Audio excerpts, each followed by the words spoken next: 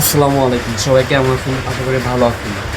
তো আপনারা হয়তো জানেন আমি সপ্তাহে 2 দিন কাজ করি, তার পাশাপাশি আমি গরু ছাগল বা পশু পাখি নিয়ে ভিডিও করে থাকি, আপনাদের দেখাই। আর আজকে আপনাদের আমি দেখাবো আসলে আমি কিসের কাজ করি আর কি কাজ করি, এইটাই আজকে আপনাদের আমি দেখাবো। যে আমাদের কাপড় আসছে, এতক্ষণ আমার কাপড় আসছিল না, এর জন্য আমি রুমে বসেছিলাম। এই যে কাপড় আসছে, এই কাপড়গুলো আপনার এই যে আপনার করা থাকে, এরকম করে যখন তাতে থেকে ছাড়ানো হয় এরকম করে ভাঁজ করে রেখে দেয়। তারপরে যখন এই কাপড়গুলো গ্রে হাটে বিক্রি করা হয় তখন থেকে ছাড়ায় যে এরকম করে পুরাটা একটা আল বানায় দেয়। মনে করেন এখানে আপনার সেলাই পড়বে, এখানে সেলাই পড়বে, আর আমি এখন এই কাপড়গুলো আমি ছাড়াবো, দেখাই আপনাদের কীভাবে আমি কাপড়গুলো ছাড়াই।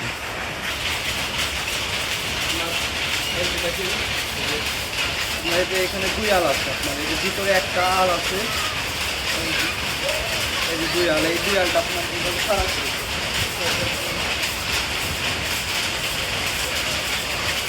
2 আল হয়ে গেল, এই যে দেখেন, এই যে আপনার 2 আল হয়ে গেল। আর এই যে আপনার এগুলো যে আছে এই সবগুলা এখানে এই যে এরকম করে আপনার সেলাই করবে, সেলাই করার পরে এই পুরো ফোল্ডিংটা আপনার এক ফোল্ডিং হয়ে যাবে।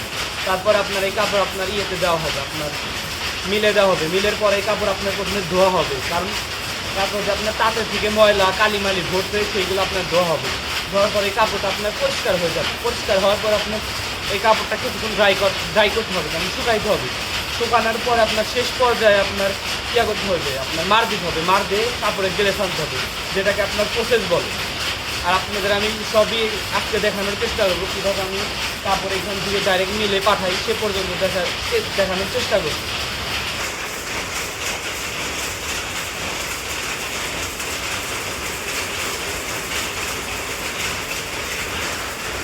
এভাবে কাপড়গুলো উঠে আপনার আপনার ওই যে এখানে আছে, এখানে এই যে দেখেন সেলাই করতেছে। এভাবে পুরো কাপড়টা একটা ফোল্ডিংয়ে পুরো একটা ফোল্ডিং বানিয়ে দিব আমরা।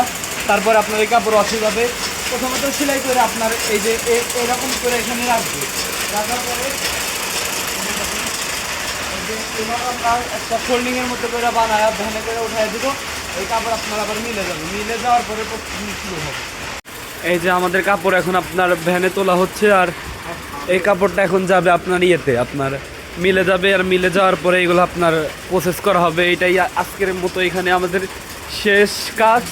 আর আপনারা যদি মিলের ভিডিও দেখতে চান যে কাপড় কিভাবে প্রসেস করা হয় বা কিভাবে প্রসেসিং করা হয়, কিভাবে ক্যালেন্ডার করা হয়, তাহলে আমার প্লিজ কমেন্টে জানাবেন, তাহলে আমি